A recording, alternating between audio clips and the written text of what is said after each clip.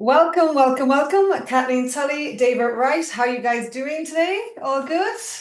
All good. Happy I am Monday morning. excited to get into the conversation. You both have, first of all, had amazing careers around the world, but also amazing careers in business and in global business as well. So let's crack into straight away. Kathleen, would you start, connect the dots for us from where you started to where you are today, in terms of the business as well as in terms of professional and personal life? Certainly. And you can stop me at any time because I tend to be lengthy in my conversations. So I spent 17 or 18 years in real estate finance, actually. I lived in all over the world. I lived in Japan buying non-performing loans. Then I moved to Scotland and we moved back to the US in 2000 and shortly thereafter, I had a cancer diagnosis. So I decided I was going to be a stay-at-home mom. And that lasted for about 2 weeks. And I came across the book Spark, written by Dr. Oh, John Ruby, who talks about love the it. profound impact of exercise on a child's mind. And, he follows a study. Dave, obviously, you're aware of the Yes, very Great well. book. he follows, Naperville, Illinois, that instituted 0 hour PE and showed a tremendous impact in kids, both in behavior issues, attendance, community engagement, academics. And so I thought, why are we not doing something at my kids' school? And before the school bus, there's tons of parents who would really love to drop their kids off an hour early and play so they could go to work. And we know the evidence proves that kids would be happier and healthier. So I went to the principal and with a few moms in tow and said, "Hey, we want to start a before school physical activity program." She said no, too much on her plate, which is understandable. But Mhm. then I went to the superintendent and I said, I That's knew a he no was a for an answer. triathlete. Yeah. And I said, this would help the school district. This would help parents. This would help kids. Like the evidence is clear. And he said, I love the idea. He got the principal on board and we sent out an email to the school, to all the parents in elementary school and said, if you want, you can drop your kids off Monday, Wednesday, and Friday morning, an hour before school and let them play. The evidence shows that they'll be happier and healthier. We had over 80 kids sign up. And so we capped it at that, and we showed up with whistles and hula hoops and balls and played for an hour before school, mostly outside, no matter what weather. And within a couple months, parents and teachers were giving us tremendous feedback. Their kids were sleeping better. They were more focused. They were excited to get up early and go to school. They were making friends when they had never made friends before. We mixed the grades. We found it really beneficial where the older kids kind of naturally fell into this mentorship role, like a junior coach, and the little kids really looked up to them. And then they had somebody to connect with in school or in the hallway, which was really cool. And so what I call word of mom started to spread, and other people from different local communities reached out to us and said, can I have a copy of your curriculum? And Grace, I had no curriculum. I was like, well, maybe that was kind of my aha moment. Maybe we form a nonprofit and we get more parents involved, parents who have the time, and we provide these opportunities to schools in the Natick school system. And so we formed a nonprofit. I was surrounded by really smart moms, and I still give credit to those moms. Sherry Levitz and Jen Lawrence were my partners in crime, and they were both smarter and more focused than I was. But between the three of us, we pulled it off, and we had an army of volunteers of other moms and dads too in Natick that said, "This is great. Like, I love to hang out with my kids an hour before school. It's a good time to connect with them and get their wiggles out." And so we formed the nonprofit. About a year later, we went to Reebok, which headquarters is outside of Boston, and asked them for some t-shirts or trinkets. And they gave us about 10 minutes to meet with the chief marketing officer and the CEO. And we were there for 2.5 powers. And Sherry had this little flip phone that showed what we were doing. And he's like, geez, the sporting goods industry has really, failed and has created this culture of spectators, and we need to reverse it and create a culture of participants. So we really think that you guys should come in-house and we could build this up under our foundation. And at first we said no, because we didn't want to go back to the corporate world. We didn't want to be a marketing campaign, but they assured us that we weren't going to be a marketing campaign. So we eventually went in-house, and Reebok and Adidas funded us to spread the program around Massachusetts. It quickly grew into more of an international program, with which I can go into later, or I can keep talking now. But we had the Public Health Agency in Canada fund us a $5 million grant, which over 5 years, which the original goal was to get into 400 schools. We got into 4,000 schools. The Canadian team was on fire up there. We had Sun Life fund the program in Indonesia, with World Vision as the implementing partner. It's still going on, and it's quite successful. And so, we knew that this was a modifiable, scalable, and sustainable program, and that we also needed to prove it and make it evidence-based. So we brought on Mass General Hospital, Harvard, Dalhousie, Wayne Westcott, ACE, American Council on Exercise. They all did different research studies on us, some very extensive through the IRB process and some not. And they proved the efficacy of the program and the impact. Dalhousie's report also speaks to the mental health benefits. And so, it was a great program. It was run by mostly volunteers in the middle income to upper income.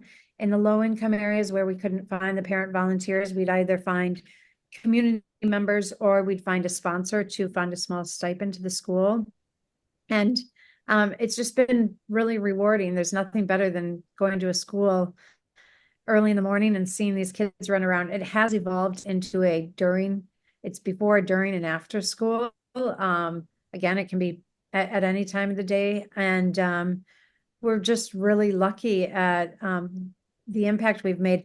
Unfortunately, in 2022, Adidas or Adidas sold Reebok to Authentic Brands Group. And Authentic Brands Group, even though the license that I had originally licensed to them went to them, after about a year, they decided they did not have an interest in sponsoring it. So in 23, fortunately, they gave the license back to me, and I have spent the last year with a few of my original team rebranding the program and talking to different sponsors. We still had 1 million kids enrolled last school year, and we really hope to change school systems and make sure that physical activity and play are part of every school day for every child.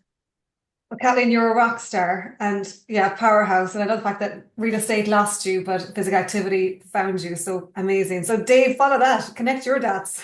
How can you follow that, for crying out loud? You've got mentioning, John Ratey and Wayne Westcott and all these legends. So I had a relatively humble upbringing in the bush in Australia.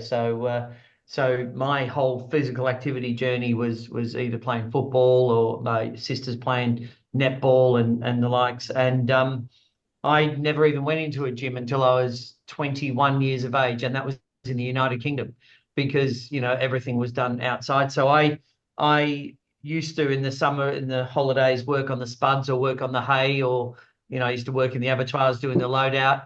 And then at university, when I did a recreation degree, I started working with kids as well, and I became a camp director working with kids. And so every school holiday, I'm sitting there going, I can't believe I'm being paid to play with kids, and have fun with kids. And all my mother was a head teacher, my 4 aunties are school teachers. Now my 2 brothers are 2 head teachers, and I just went a different route. But my route was having fun with kids rather than the structured learning. And you would just bring out the laughter of children by by playing games with them, doing sports and the likes. And I did that in America. So I was a camp director at a camp in Australia, and then did that in America as a summer camp. I became a camp director in the Cuyamaca Mountains of San Diego, and then backpacked around America, Canada, and Mexico. Landed in the UK, and ended up working in a health club. Was literally my cousin was a chiropractor up in North Yorkshire in Harrogate. So I ended up up there because I just didn't want to be the Australian that gets stuck in Earl's Court, going to the church on Sunday, which is the pub in Shepherd's Bush. So, and then just walked past this brand new health club that had been built, which is called the Academy Health Club. Walked in and just said, "Look, you got any jobs?" And it was said, "You want me I could be a swim teacher or a swim coach or a tennis coach or anything like that." And they said, "Well, you're Australian. Do you want to work behind the bar?" And I said, "That'll do." So did that, and then we did. Then I was asked, because I used to talk to every man and his dog that come in, so they asked me to work in the membership department. So did that, and so they opened a new membership department there. So I worked with, and all it was showing people around a gym, talking about the benefits of exercising, and just saying, "Look, do you want to join or not? For crying out loud, you'd be dumb if you're not, And then I met my wife back then, and we travelled together around Europe and Africa and back in Australia, and then started working with a company called Creative Fitness Marketing, which is a company that I own now, which travelled around Australia, working and promoting physical activity into gyms. So we did that for a couple of years, and then asked to come over in the UK to do that and head that up over here. So we did back in '99, that is, and then I started buying a few gyms, and then I bought out the American partner in CFM, and then about 12, 13 years ago, decided, there was all this thing about getting people into gyms and exercising. What could I do to help them keep on keeping on? And that's when I had this epiphany about physical activity tracking and tracking, which is where I created Myzone, which is a wearable device that actually measures your heart when you exercise.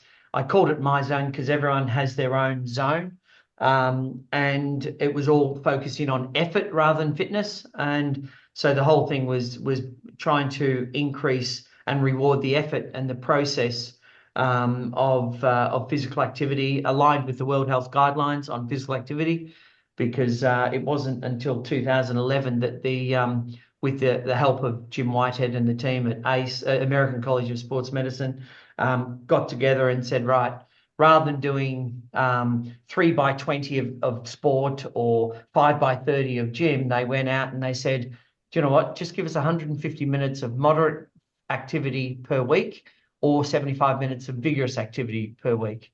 So I sat down with Paul Stonebrook from the Department of Health in the UK, and I said, "Right, you finally you've finally presented it. I'll actually collect it, and I'll collect it." And so created Myzone around the World Health Organization guidelines.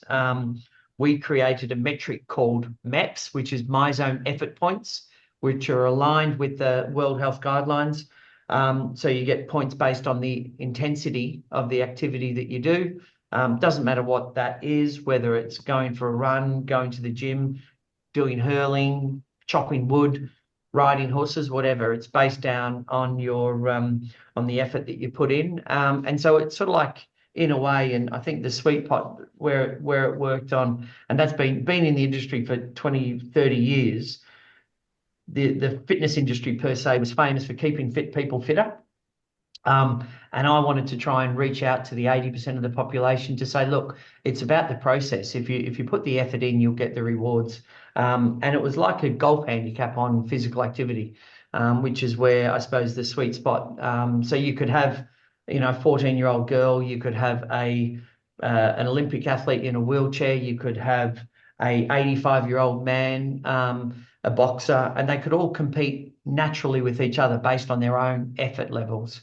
And that's where it's gone. So, we sort of like launched that on the business model, which was through networks, typically health clubs. Then it's sort of like gone into sporting teams. It's gone into corporate wellbeing as well.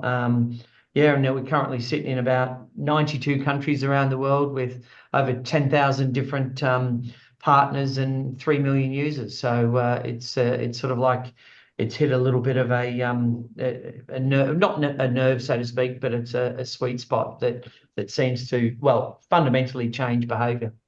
Well, what I like about it as well, I use the chest strap one because when I'm playing sport, I'm not allowed to wear my watch. I always have to cover it over, and it's too bulky, you know, getting caught. So it's handy when you can pop it under the, you know, your bra strap. Ultimately, it's quite comfortable.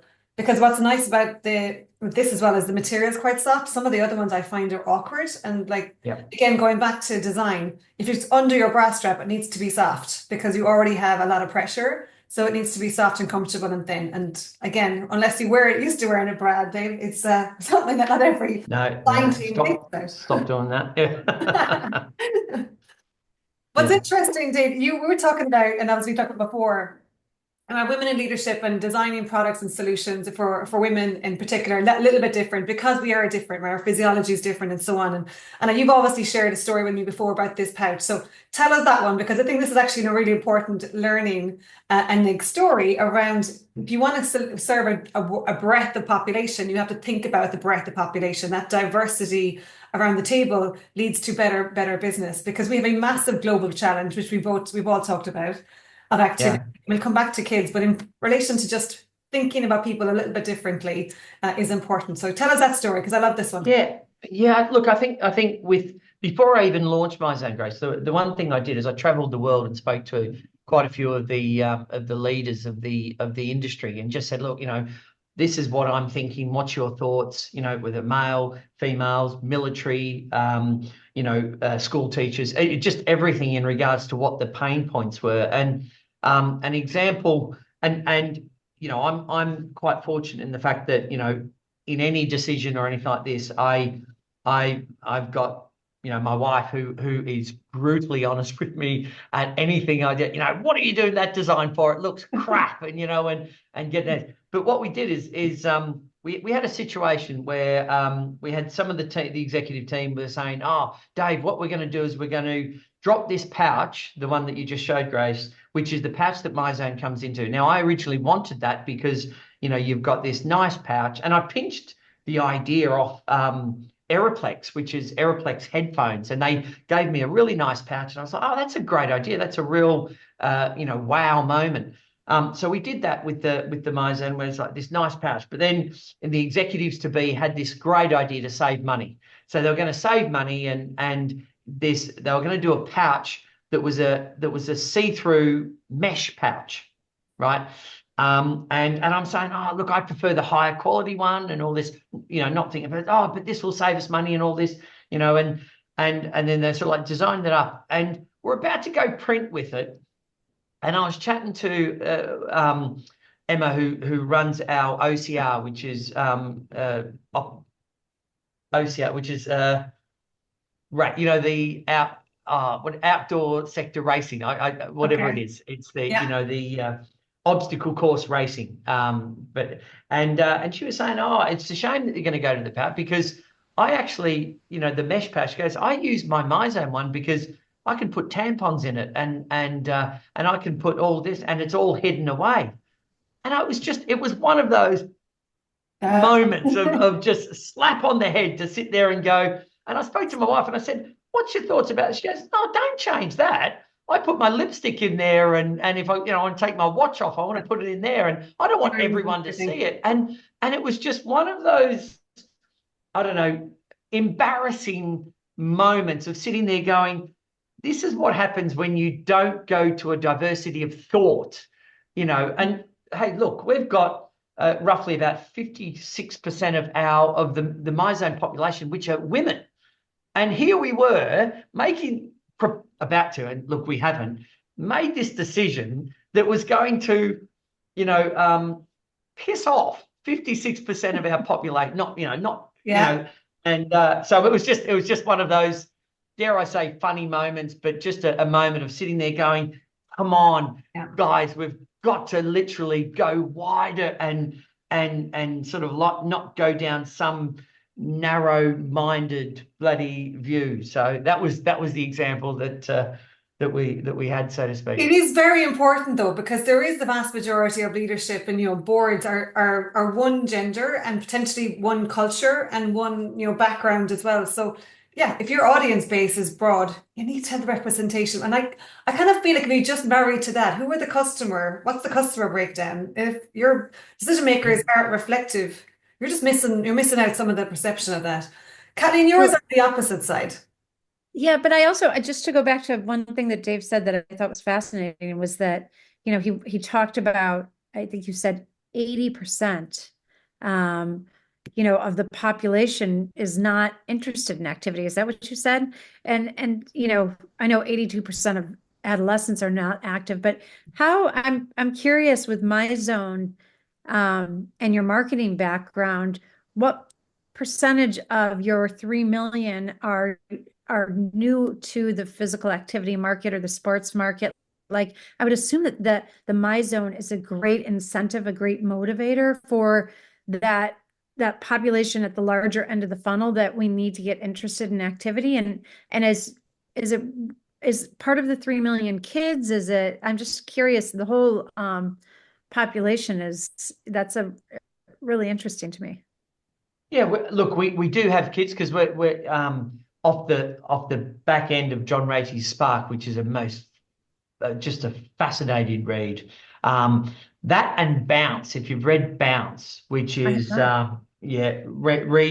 read Matthew Syed Bounce, which he talks about Matthew Gladwell's 10,000 rules, 10,000 hour rules, but Bounce is another fabulous read. But we've got schools that use Myzone. It's a part of their curriculum, so it's used in regards to points, and because it's about rewarding effort.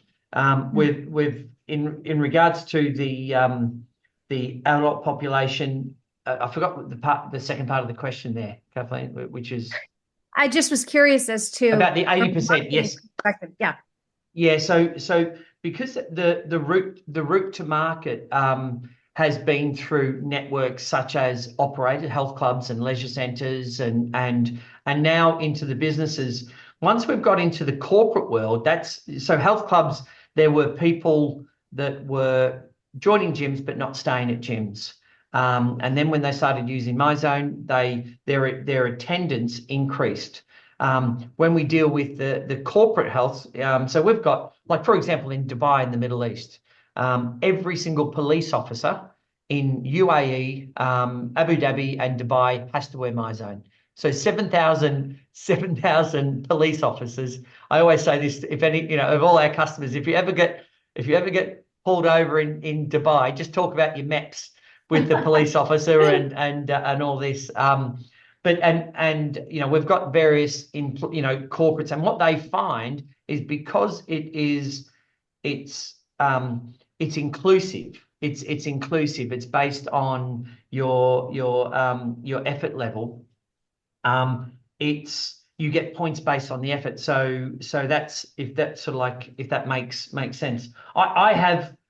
I have probably, and I have my favourite story of all time regarding Myzone and with kids.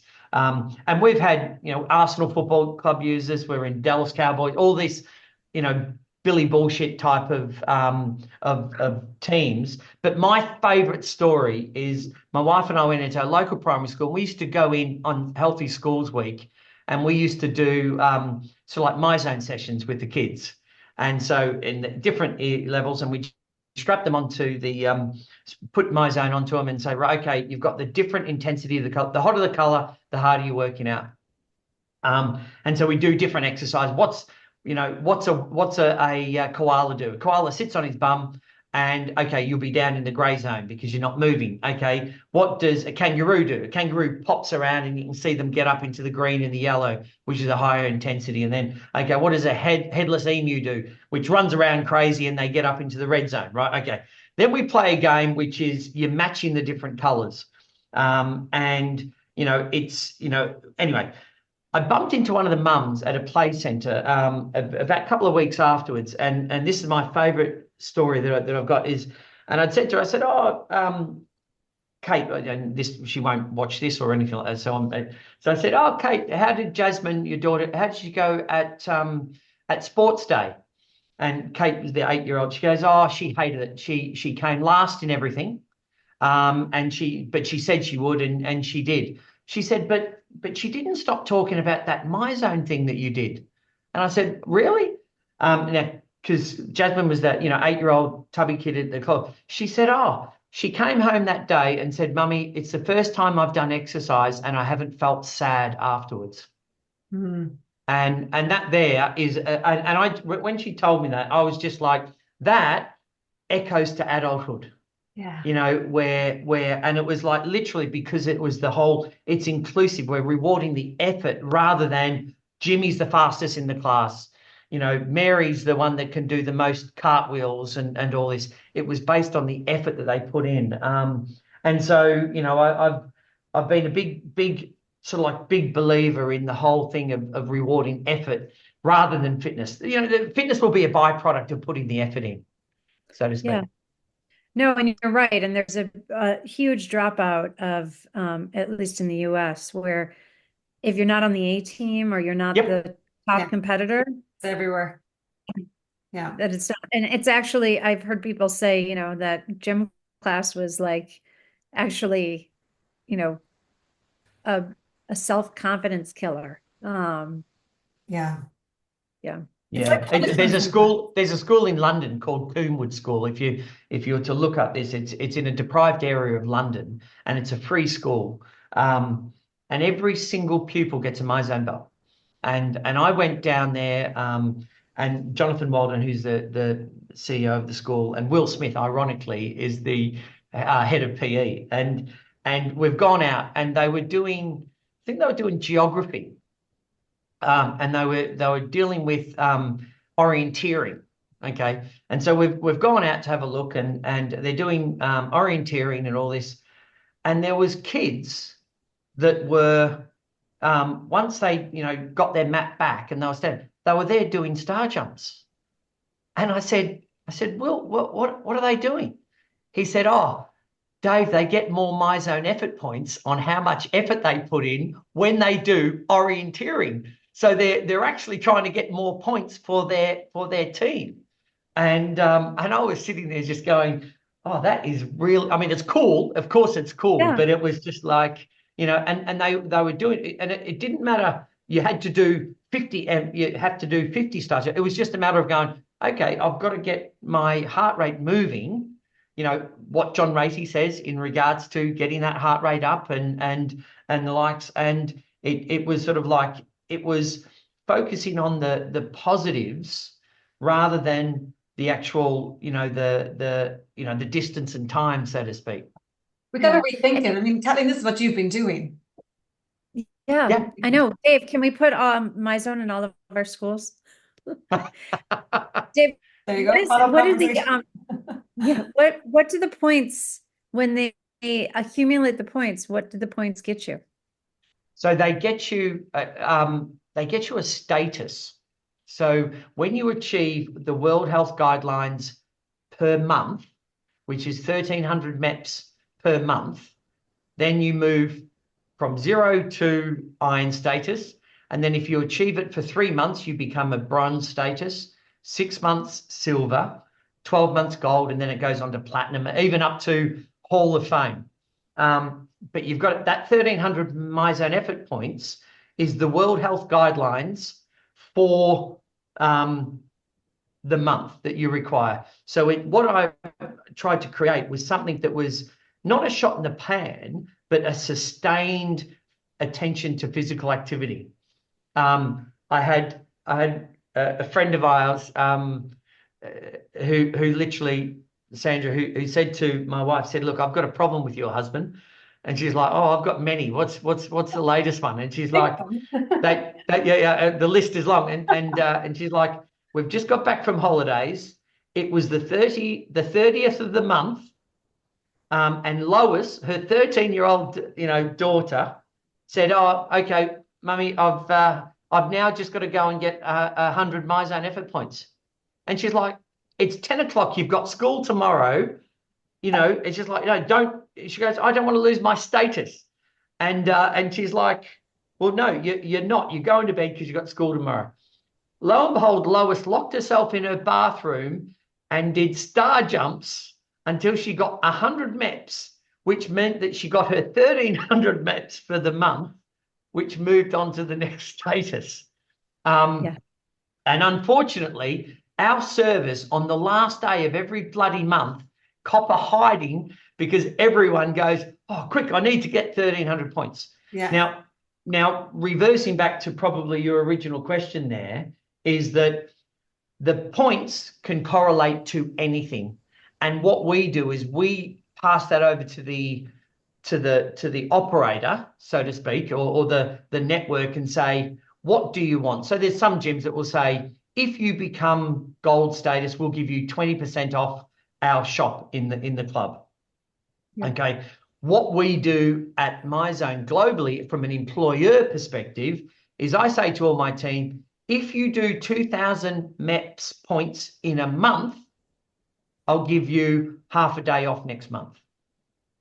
Because I know that if you've been active for that month, you're going to be more productive, more, more alert, like this, and I'm going to get more out of you. I don't mind. So I'm effectively saying to all our, our finance team, tech team, whatever, is to sit there and say, if you work out with, and you're here at Myzone, if you exercise regularly, you get an extra 6 days holiday in the year.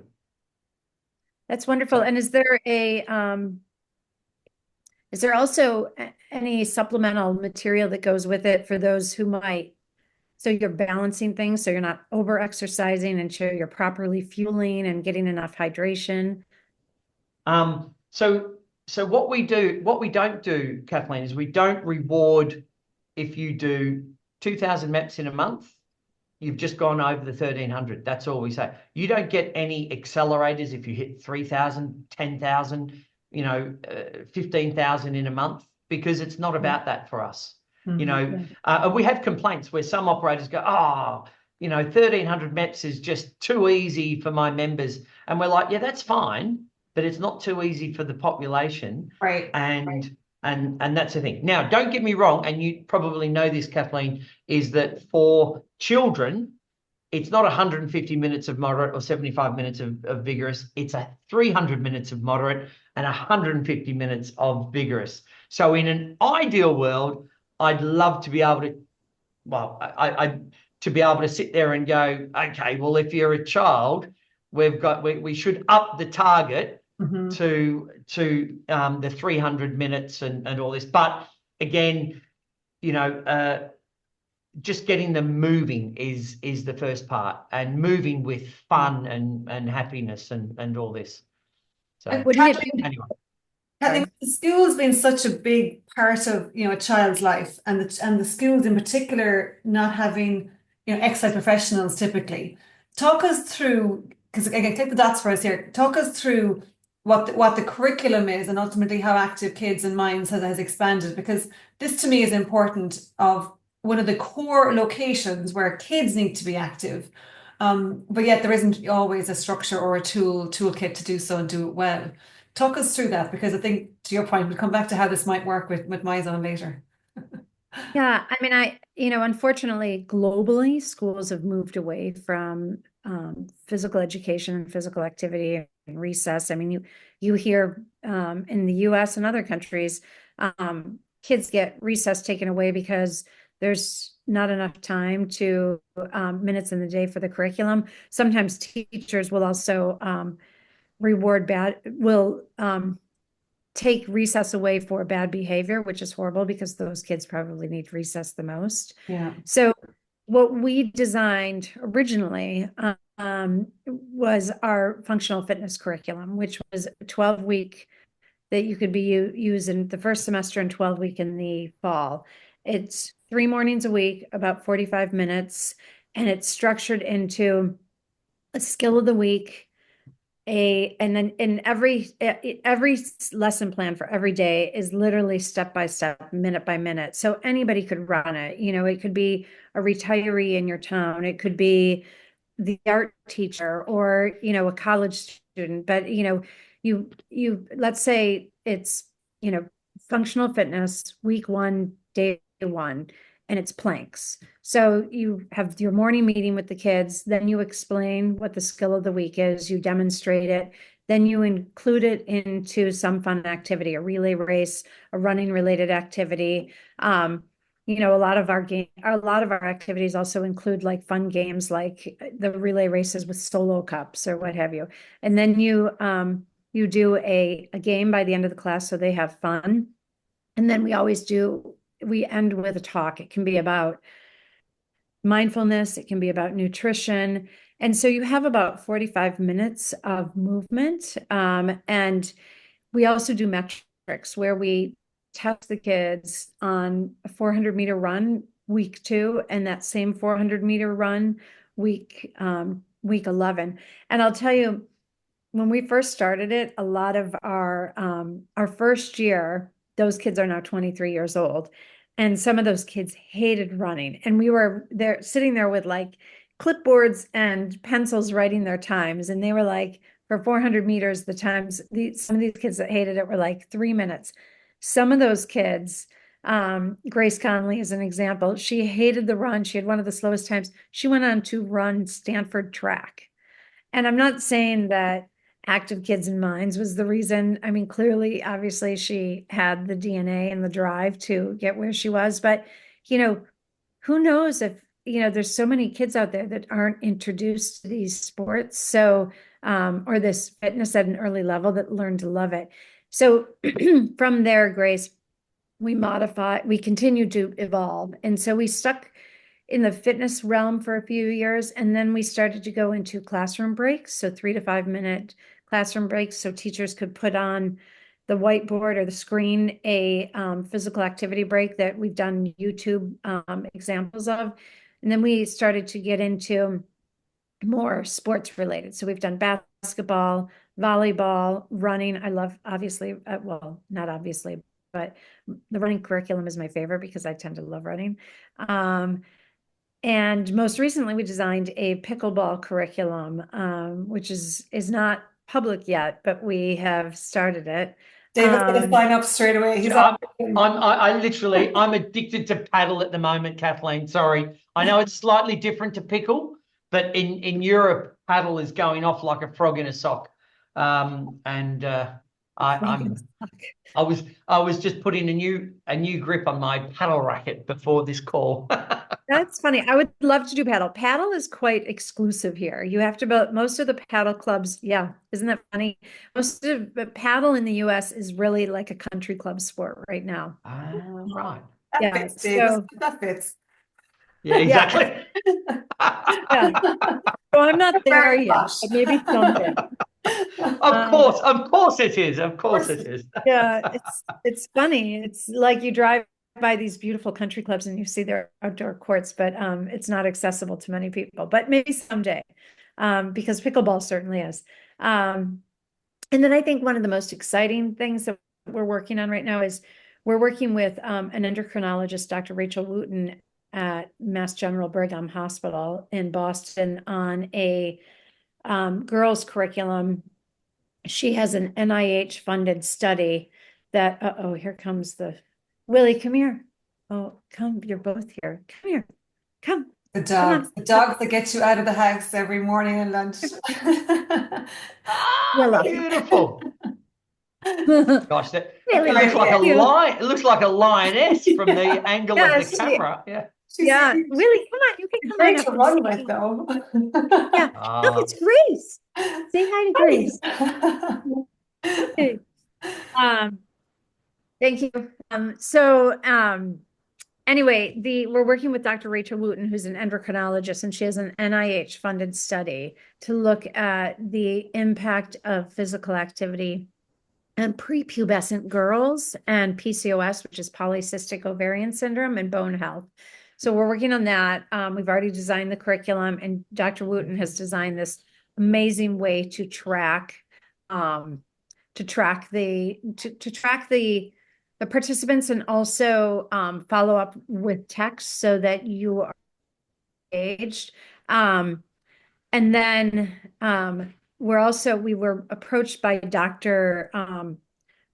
Fishbein from Lurie's Children's Hospital in Chicago, who runs the obesity clinic. And he just reached out to us recently. They have over 1,000 kids on their wait list, and he's asking us to design a curriculum for him for these kids on the wait list. So I love the fact that the medical, it's such an issue in this country with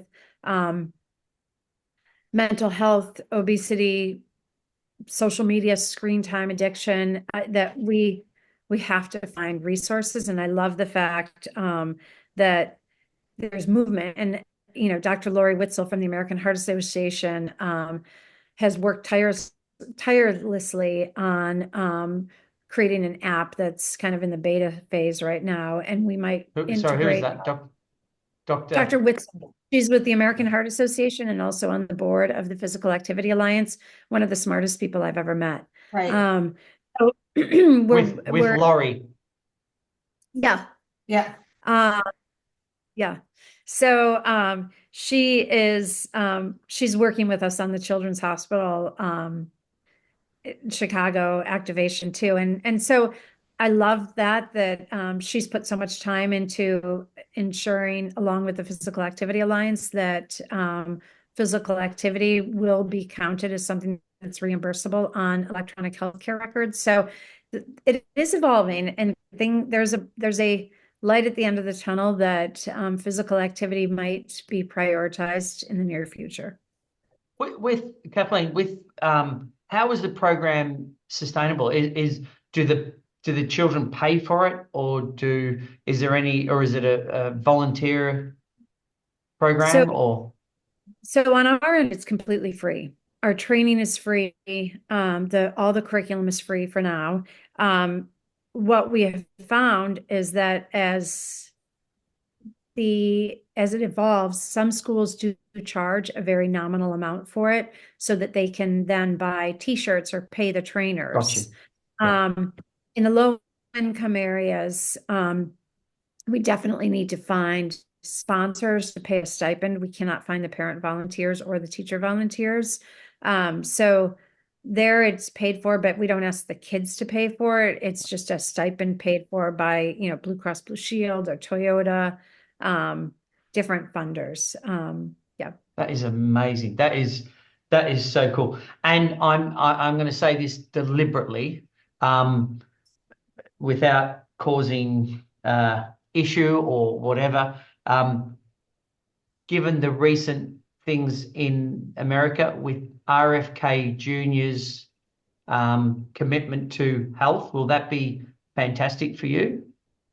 I would hope so. I would. I think that there's definitely. What I did there, Grace. See, I just gently danced just to say, he seemed to be very keen to support kids getting, the crap out of the cereals and all this. I mean, for your type of program, it seems it might be exciting. Fingers crossed. I hope so. I mean, I definitely think there's a group of very dedicated people that are very concerned about kids' health. And the administrations don't always have the time, bandwidth, budget to focus on this. This seems to be front and center. So fingers crossed that there's not only interest in it, but funding for it. And I'm not talking just my program. I'm talking health and wellness in general. So yes, I am. I'm hopeful, and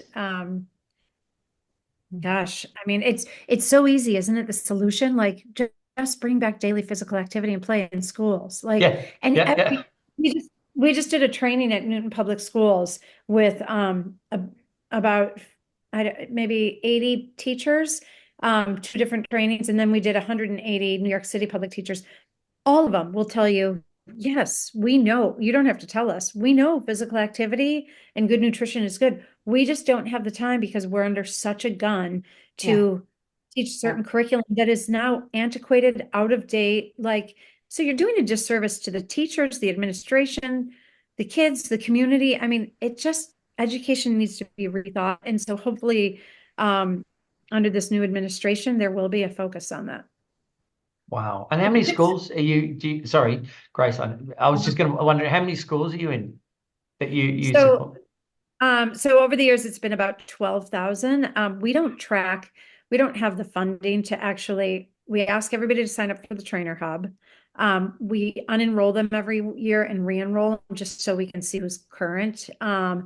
But I'm sure it's well over 12,000. There's plenty of people who've downloaded our curriculum that we don't track anymore. But we come across people all the time that are saying, we're running your program and we love it. And we're a complement. We're not a threat to PE teachers. We're another resource for them. So a lot of PE teachers run our program.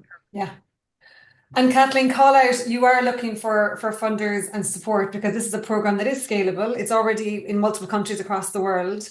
And to your point, I know we talked about the license fee before. My challenge, Dave, to Kathleen is that not everyone appreciates what's for free sometimes, and they may not see the value in it. So trying to figure out how do you make sure it stays available to everyone, doesn't become a premium product for those that can afford, but still that there's a value association. And this is a difficult one in physical activity, right? Because we still have the perception of you can be active anywhere, just go outside. And that sounds great if you're in a safe area and you have space and it's okay to do so, and you've got a reality of supervision of whatever is needed. But and Kathleen, as you said, like we know some of the problems, right? You mentioned PCOS and obesity there. Like these are unfortunately growing in the wrong direction, and we know some of the solution here. So it's sad in many ways that Chicago has reached out for kids on an obesity wait list, but that's not unique to the US, definitely not unique to Chicago. It is a global challenge, and we have more inactive and more, unfortunately, overweight, as well as health conditions like diabetes getting diagnosed younger as well. And so lots of factors here. So joining the dots is pretty easy. I mean, Grace, you know how I feel already about, like, I really wish and hope that the World Federation of Sporting Goods come together and support programs like Active Kids, because we need to put our money where our mouth is. And, right. A lot of people say they want to do these activities, but people operate in silos. And I really hope that the sporting goods industry, makes this a priority. For considering the career that you've had and the breadth of experience that you've had, corporate, private, schools, real estate and everything in between, if you look across the people that are following behind you and looking at you as a role model and a leader in the industry, what are the lessons that you've learned that you would like people to pick up and learn earlier, so we can not be having the same conversations in 10 years' time? We've actually moved towards leveraging the leaders that are coming out of college today or that are already in industry and doing more effectively. What were the lessons that you would like to land? So, I mean, I think I talk to a lot of college kids right now, and I feel like we also have an epidemic of unhappy kids, college graduates that are working in jobs that aren't their passion. And so I think one thing I've learned, I always was pretty flexible in my ability to change and take on opportunity. And I think that my advice to young people is do something you're passionate about, so then work never seems like you're working. Work is your passion. So you never feel like you're growing towards something you love. I know, and I've always said money doesn't buy happiness. It's the impact that you're doing something and you're making a difference. And if you love what you're doing, you're going to be successful. So I say, don't take no for an answer. If I would have taken no for an answer, I would have stopped at the principal, right? Right.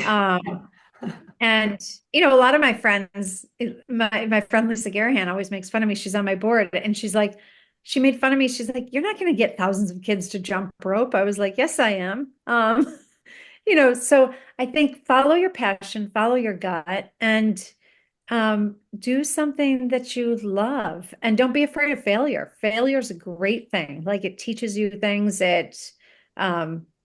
It builds your resiliency, your confidence. You know, if you look at entrepreneurs around the world, most of them have failed multiple times. So, and lastly, sorry, I would say surround yourself with really positive people, really positive. Don't become political. Don't become polarized.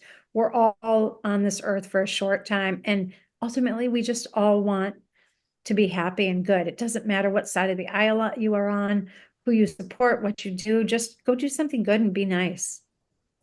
Again, it sounds so simple, doesn't it? It's not rocket in so many ways. Dave, what are the lessons you'd add to that? I think my big thought for kids and all this is, because if I'd sort of like say, do something you love, my kids would be all YouTube stars and and be gamers. But I think I try and say to them is, look, find something that you feel as if you've got a talent in, something that you've got a talent in, and then learn that and become a master at it. And that might be you've got a talent in caring for people. You might have a talent in animals or animal care, or if you have a sort of like a talent in music and stuff like this, find that talent and then just go and be a master at it, and then it's sort of like that's what I try and sort of like say to the kids. The other thing too is I think it's all down to your communication skills. The success that you will get from a leader, whether it's male, female, boy, girl, whatever, is how you can communicate and how you can, walk into a room and start a conversation with a random person and being able to sort of like show that you can, and just really sort of lean into conversations, lean into people, lean into anything that you're doing, lean into it. And I think if we had a world of more people leaning into, if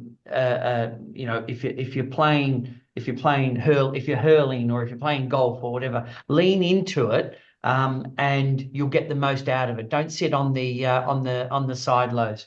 And that's the one thing I sort of like, I try and say, and once you've, and learn what you want to be or do, become a master at the topic. So if you want to, Kathleen, I've spoken at many children's conferences and youth sports trusts and all this, and I say, look, whatever you do, irrespective of what I've said, go out and buy the book, John Ratey's Spark. And that will be, for all school teachers and PE instructors and all this, buy that book and buy Matthew Said's Bounce, and sort of like, and then learn more about it. Because if you the more that you become an expert in your field, the more that you become an expert in your field, the greater, the faster you'll rise to any form of leadership, in my opinion. We're going to have to get Dave with a hurley in Ireland. I won't lie to you, Dave. I've mentioned hurley now more than I have. So you're going I have done. I haven't even shouted out to TJ Reid, have I? You haven't, not yet. You have now, obviously. So shout out to TJ. We'll definitely get you with a stick over this side of the world and see how much crack we can knock out of it before we're going to paddle. You also mentioned golf there. My nephew's excelling at golf, and hopefully my nieces as well can look at sport as actually a career path, because thankfully now, I wouldn't say all girls, but girls have an opportunity to lead into sport as a career option, which is a phenomenal change from when I was just 10 years ago. We didn't have that opportunity. So hats off to obviously all the investors and the leaders in that space as well, because there's a huge opportunity about that they're opening up, which is quite exciting. And Dave, you mentioned before we got on around the golf. I've never been at an industry golf day, which is interesting. They're nearly all men, because I wonder who's making the invite list. So maybe paddle, as you said, is much more invitational, that anyone can join in. So maybe the next event that's a leadership focus might have a different sport. I really do think it will, whether it's pickleball or paddle. And Kathleen, I didn't know that it was I do know that with pickleball, you don't need to you can run it on an existing tennis court. So the capex is very limited. Yeah. I do know that in Spain there's 22,000 paddle courts. Oh, wow. There's 22,000. There's 1,300 in UAE, but there's only 700 in the UK at the moment. Okay. Now the issue, what's happening in Dubai and UAE at the moment is councils are putting paddle courts in for free use.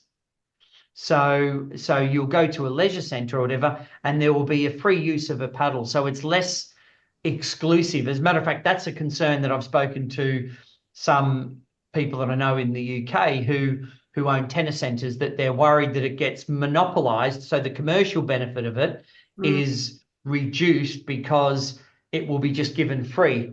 My view is I don't care. It just gets more people moving. I can play paddle with my kids, and I can play tennis with them as well. But I can, paddle is sort of like I sound like I'm on the sales thing of paddle. You've got commission sales. As a matter of fact, I've just launched this new paddle company that you can see at davewrightpaddle.com. I haven't, just for the avoidance of doubt. I haven't, for the avoidance of doubt. No, please don't go to davewrightpaddle.com because somebody's writing up the website right now. Someone's writing that right now, as a matter of fact.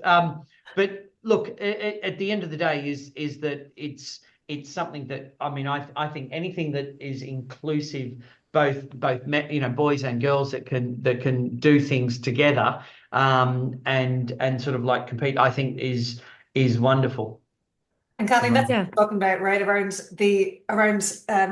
active kids in mind, and thinking about it, maybe a bit differently over this side of the world, and seeing there's more opportunity. Because to your point, there's different funding streams, different facilities, and with 90% of kids not being active enough, we've got to just change the narrative and throw every single tool we can think of at the problem here, because it's too big to focus on one or two. We need to have phenomenal investment and with quality programs that already exist. Yeah, and keep it fun, Keep it fun. Yeah. Before we wrap up, I want each of you to share with me, who are the leaders, like following in your footsteps, who are the emerging leaders or established leaders that you're looking at going, these are going to do really good stuff and be impactful to help solve this problem? Who are they? Who don't I know? Kathleen? I would say, I mean, I could give you a whole list, but the first person who comes to mind is Kimberly, who's my counterpart in Canada.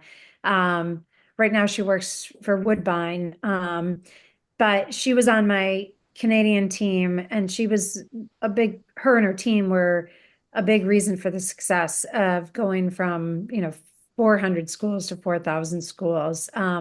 There's nothing that Kimberly can't do. She's a mother of 2 young kids. She actually just had a stroke, but is doing well, thank God. I know she has her heart in the right place, and she's very, very driven, and doesn't mind getting text from me at 6 a.m. on Sunday at 6 p.m. What's Kimberly's second name again, Kathleen? Sinclair Manderos. Kimberly Sinclair Manderos. Perfect. I will be making sure to connect and to follow up. Dave, who's on your list? Well, hey, Grace, all the people many of the people in my network. I'm going to say Rachel Young, which I'm sure you know. She probably sat in the WIFA Women's of Fitness with you and all that. An absolute bundle of energy. Whenever you see her, she's just like bang. She's full of energy, full of excitement, full of passion. And has got a phenomenal work ethic. And she's an absolute awesome person. She's been to my gyms when we've done various kids activities, and it doesn't matter whether I've got clients there for a workout or I've got kids there for a workout. She just leans in, great communication skills. Makes herself known, and I think she's an absolute rock star. Thank you, guys. Yeah, we got to pay it forward. We all got to work together more, right? There's this too big a problem for to be solving this in silos. So we got to pull all the silos together and continue. Well done to you guys. I know we could talk about this all day, and I've no doubt there's a follow-up. We could do. Kathleen's already thinking of 1,001 questions, as I'm sure you are, Dave. But guys, thank you so much. It's a pleasure to connect and talk about this. And so we'll continue the conversation and continue the ripple so we can actually make more and more impact. So thank you. Thank you both. Pleasure. Thank you for listening. You can connect the dots with others by sharing this podcast with colleagues and teammates. At wearethecollective.world, you can join a professional network, avail of professional development, and engage your support team. We collaborate on the shared pursuit for gender balance in health and business. Until next time, keep connecting the dots.